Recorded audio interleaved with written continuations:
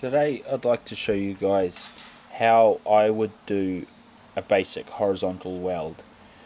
Uh, I know a horizontal weld is quite daunting to a lot of people, even people that have spent many years in this trade. They are very reluctant to do a horizontal weld or even vertical up.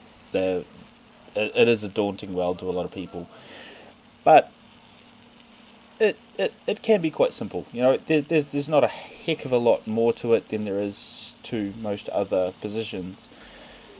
The main thing I would say about horizontal welding is go roughly 10% hotter than you would do the same weld downhand. Now that will change depending on what rods you're using and depending on your personal travel speed and your preferences, which is why I'm not telling you what amps to use. What I'm saying is whatever you do your downhand at, add 10% and go from there.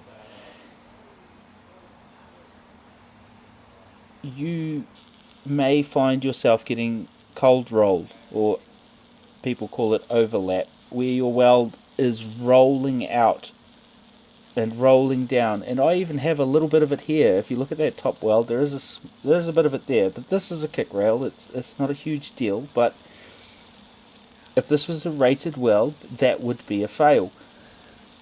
And the reason for that is not enough heat, but it can also be too much heat.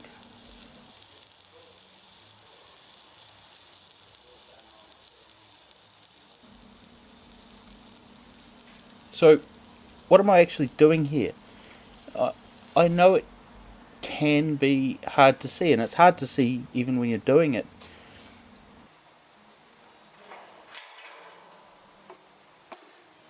So I'll take you guys back to my office, which is lovely, I know. And what I'm trying to achieve is a series of overlapping counterclockwise concentric circles. I want to go over everything twice. I want to give everything 2 coats. And generally that gives me a pretty good result. For this sort of welding, there's not many people in this industry that can beat that. The other side came out a lot better.